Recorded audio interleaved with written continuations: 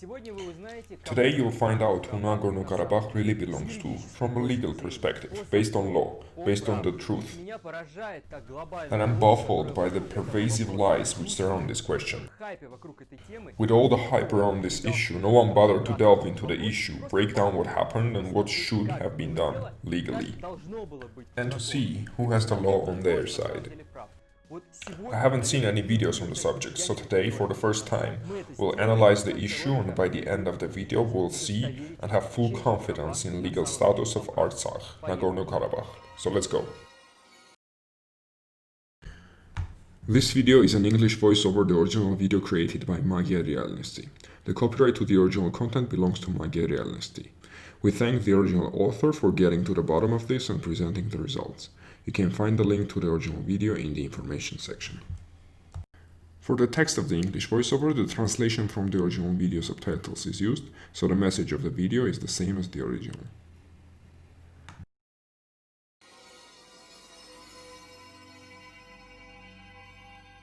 But first, for those who did not see my last video, and I recommend that you watch it, see the link at the top. It's a long and thorough, perhaps tedious to some interview.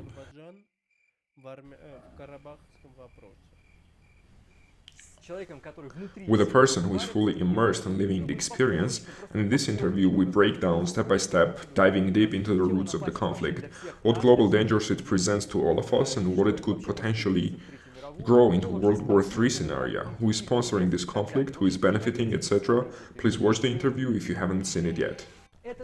Now this video is dedicated to just one question, but the most important one, because the answer to this question is the most important to those who are uninformed about all these international conflicts, for the European, American, as well as Russian audiences who are not familiar with this issue. Who's right here? For whom should we be rooting? Who's the aggressor? Who is the occupant? And who is defending their homeland? The typical discussion usually goes like this. Azerbaijanis say, this is our territory, we have the documents, it officially belongs to Azerbaijan, and the Armenian forces occupied our land by force. We are trying to liberate our territories. Karabakh is part of Azerbaijan. This is a historical fact, and this is based on international law. The territorial integrity of Azerbaijan is recognized by the entire world, and Nagorno-Karabakh is integrated part of our country. To this, the Armenians say that this is where they lived for thousands of years, as witnessed by ancient churches and monuments, references in historical texts and sources. When the Armenian king, Tigran the Great, was negotiating with the Roman general Pompey, there was no country in the South Caucasus or anywhere else in the world under the name Azerbaijan. And this is where the discussion ends, because the arguments are being made on different planes. Azerbaijan is appealing to the legal side of the issue, and the Armenians are appealing to the historical truths. At this point, I would say that I could even take the side of Azerbaijan, because what difference does it make who lived here thousands of years ago? If we use this logic, Crimea should be given neither to Russia nor to Ukraine, but to Greece, because ancient Greeks lived there. The United States should be given entirely to the native Indians who lived there before the white man's arrival and the massacres, and the entire globe should be given to the viruses, since they are way older than us and inhabited the earth way before humans are around.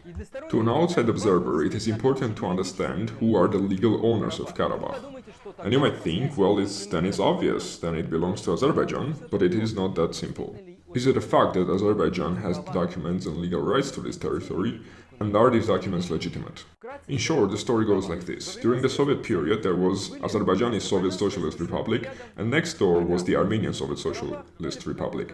Karabakh, whether by accidental or malicious intent, was included within the borders of Azerbaijani Soviet Socialist Republic, even though at the time the local population was more than 90% ethnically Armenian. But laws are laws, and since it was formally included, what are you gonna do? People just carried on with their lives. But then, towards the end of the 20th century, and I intentionally do not want to discuss specific years because it was a long process that we will discuss later, Karabakh declared its independence not from Azerbaijan or Armenia, but they just said, We are an independent sovereign republic. We have our own army, our own laws, and we have our president. Everyone just leave us alone. At the time, almost no one recognized them except for a few unrecognized countries and a few US states. It was as if Karabakh were an unrecognized republic that maintained its independence by force. This is how the situation appears to be, and this is what the Azerbaijani side is arguing. And today we'll try to answer whether Karabakh had the right to secede from Azerbaijani Soviet Socialist Republic. If we try to analyze this through the lens of international law, unfortunately we will not get anywhere, because in international law there are two principles that contradict one another. Principle 1. The right of self-determination. If on a given land there is a group of people who decide for whatever reason that they need their own state through a referendum, they have the right to do it. There is an opposing principle that is called territorial integrity, which states that a country has a right to enforce the integrity of its borders and to prevent anyone from seceding. Because of this blind spot in international law, there is a great number of conflicts. Karabakh was not the first and won't be the last. For example, Catalonia for a long time has tried to separate from Spain, Ireland separated from England, and many others. And similarly, in the case of Karabakh, the question would not be legally solvable if it weren't for one but. And this but is called the Soviet Union.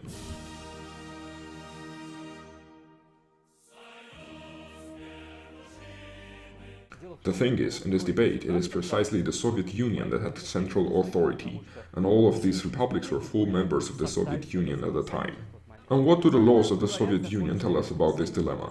The law is called "On the Authority of Resolving Questions Related to the Exit of a Soviet Socialist Republic from the Union." You can find a link to this law at the bottom where you can study it on your own, but the gist of the law is that yes, the Soviet Union technically allowed any republic to leave the Union through a referendum. So, if the local population of a republic decided to leave the USSR, surprisingly the USSR did provide the legal right to do so. It's hard to imagine, but theoretically, even during Stalin's reign, republics had the right to leave the USSR. Of course, no one tried this due to other factors. It is this very law that was used by all of the Soviet republics where the USSR started to unravel in 1991. Using this very law, the Azerbaijani Soviet Socialist Republic became the Azerbaijan, the country, and the Armenian Soviet Socialist Republic became Armenia, the country, as did Russia become a country. So what's the deal with Karabakh? Why were all the other republics recognized, and Karabakh's independence still has not been recognized? A careful listener among you might say, "Oh no, Karabakh was not a Soviet Socialist Republic, it was a part of the Azerbaijani SSR." Perhaps this is why it didn't have the right to secede. I had the same question until I read the actual letter of the law. In those Soviet republics containing autonomous republics, autonomous oblasts, autonomous okrugs, a referendum shall be held separately for each autonomous jurisdiction. The nations living in autonomous republics or autonomous jurisdictions reserve the right to an independent resolution of the question of membership in the Union of SSR, in the exiting SSR, as well as on the question of legal status of self-governance. And yes, Karabakh was exactly that, an autonomous oblast within the Azerbaijani SSR. Therefore, based on this law, Karabakh had the same authority to separate from the Union as all of the other republics, including Armenia, Azerbaijan, and Russia. So then why didn't anyone recognize it? Let's look at how everything unfolded year by year. In 1987, almost all the institutions of Kolkhoz and Sovkhoz of NKAO, that is Nagorno-Karabakh Autonomous Oblast, local decision makers collectively voted on the necessity of the unification of NKAO with the Armenian SSR. 80,000 signatures were collected. At the beginning of 1988, on February 20, during an extraordinary session of national deputies of NKAO, made the decision to appeal to the Supreme Soviet Council of the Azerbaijani SSR and the Armenian SSR. Citation: show a sense of deep understanding of the aspirations of the Armenian population and resolve the issue of transferring the NKAO from the Azerbaijani SSR to the Armenian SSR. So in the beginning they didn't want independence but wanted to join Armenia. But on June 13, 1988, the Presidium of the Supreme Soviet of Azerbaijani SSR categorically rejected the pleas of the Armenian population of NKAO. In a month, on July 12, 1988, the 8th session of the National Deputies of Karabakh declared the withdrawal of NKAO from Azerbaijani SSR. So you see that already in 1988, Karabakh essentially left Azerbaijani SSR. And here one needs to understand that all of these pleas to satisfy the aspirations of the Armenian population of NKAO and the subsequent rejection by Azerbaijani SSR do not have legal grounds. Because a year earlier, in 1987, a referendum was held and any rejections from the Azerbaijani SSR did not matter at this point. It was as if Karabakh said, "Guys, let us live on good terms." No. Okay, we'll do it anyways because we have the right. Essentially, they did not need any permissions.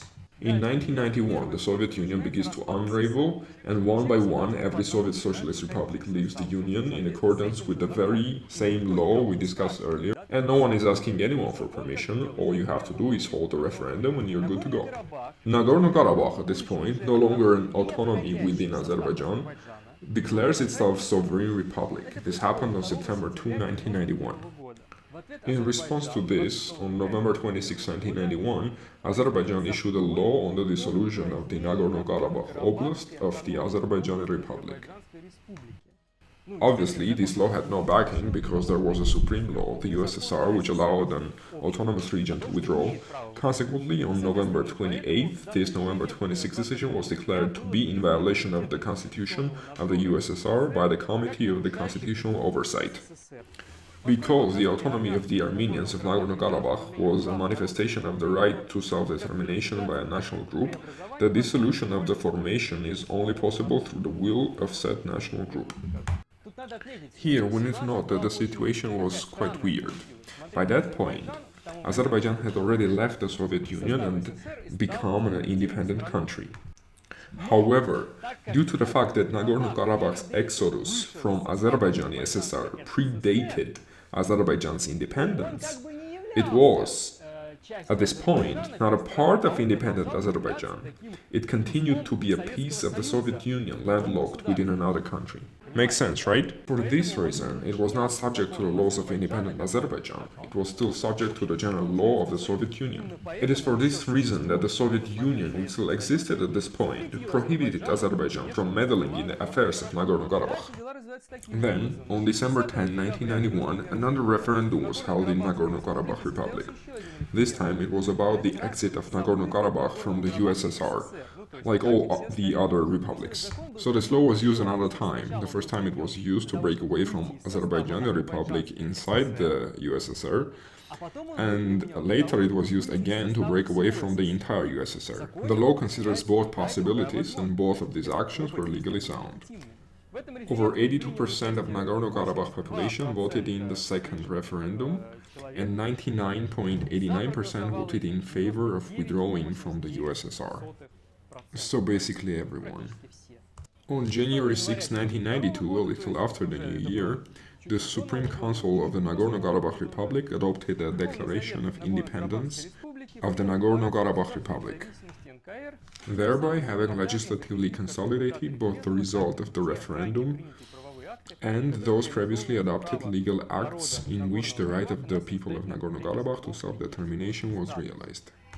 That's how the story goes. Let's summarize one more time, short. In 1987, the very first referendum is held, in which the people asked to transfer Nagorno-Karabakh Autonomous Oblast from the Azerbaijani SSR to the Armenian SSR. In 1988, the USSR approves the withdrawal of Karabakh from the Azerbaijani SSR and the unification with the Armenian SSR. Azerbaijan says they are against it, but their position had no legislative impact.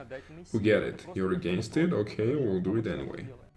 The same year, despite Azerbaijan's opposition, Nagorno-Karabakh declares independence by right, but continues to be an autonomy within the USSR.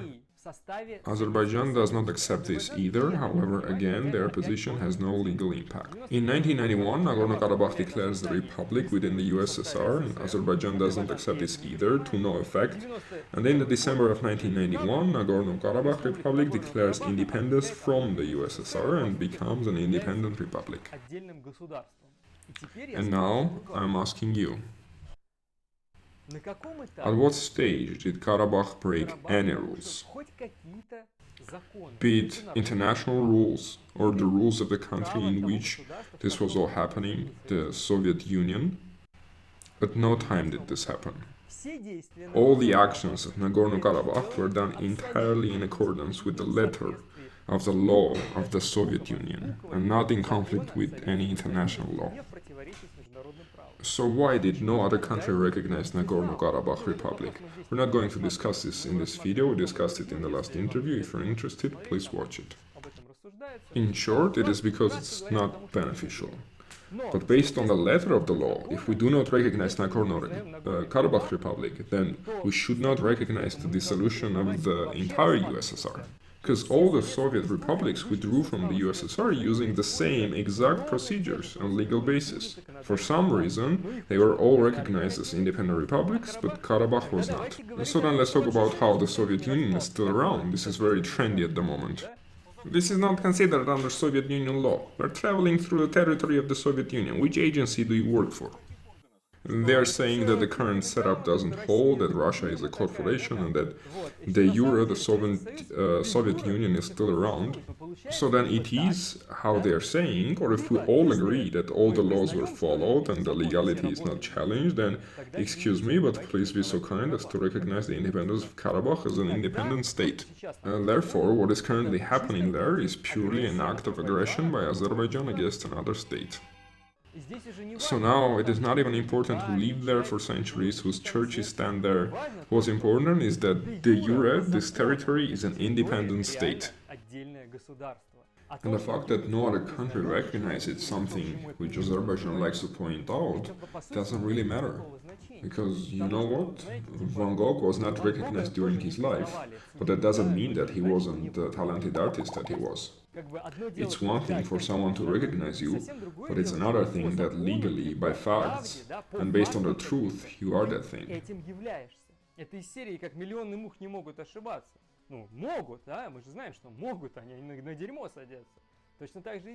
Just because no one has recognized Nagorno-Karabakh Republic, that doesn't mean that it doesn't have the right to recognition. As we found out, it does. It has the same right as any other post-Soviet country. I made this video and made it short so that you guys can share it. When someone tells you that Armenians occupied someone else's land and that Azerbaijan is fighting to liberate its land, just send them this video. And the main argument of Azerbaijan in this war immediately evaporates. Nothing is left of it. And actually, if countries start to recognize the independence of Nagorno-Karabakh, this war will end. This might be the only way to stop the horrible bloodshed on both sides. Because it's obvious that the Armenians will not leave these lands. They really have lived there for centuries, but this doesn't matter legally. But it really is their land. I can tell, I have been there and I have seen all these things. I've seen all these churches, I've seen these lands, they really are ancient Armenian lands. And people would never leave these lands under any circumstances.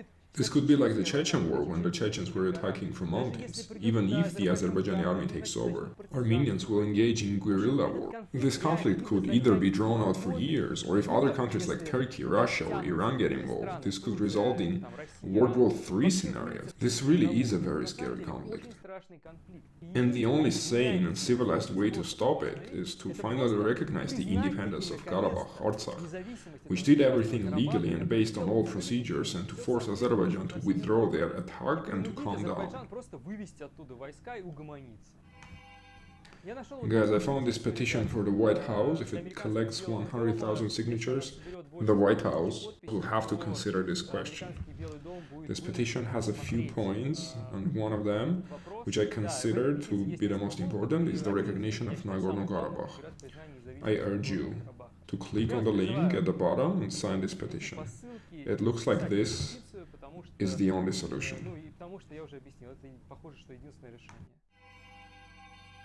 К тому же, если вы вдруг прониклись к моему каналу и захотели мне помочь, то сейчас у вас есть такая возможность, не потратив вообще ни копейки, потратив буквально несколько минут, и еще и получив кучу бонусов лично себе. Есть такой сервис Яндекс Плюс. Это, по сути, подписка на все сервисы Яндекса. Ну, самое главное, наверное, это безлимитная музыка с удобными умными плейлистами, безлимитное кино, скидки на такси, на каршеринг, на Яндекс.Маркет. Ну, в общем, короче, просто куча всего. Обычно эта подписка стоит 300 рублей. Но сейчас проходит акция, и на 90 дней вы можете получить ее бесплатно по моему промокоду. Промокод тоже будет в описании, он уже введен, там просто кликайте на эту ссылку, надо будет вбить данные карты, но отвязать ее вы можете в любой момент, вам это ничего не стоит, вы не потратите ни копейки. Наоборот, вы 90 дней будете пользоваться этой штукой бесплатно. Надоест, просто выключите. Не надоест, через 90 дней, может быть, заплатите, если захотите. А мне за каждую регистрацию от каждого человека упадет примерно 100 рублей. То есть, если это будет массово, то вы реально поможете моему каналу. И я смогу пилить эти ролики чаще, потому что просто смогу хоть кого-то нанять. Я делаю все один. Спасибо за Thank you for watching. Please share this video and I hope it reaches a lot of people and will get them to think. For now, I'm saying goodbye. I hope not for too long. Good luck.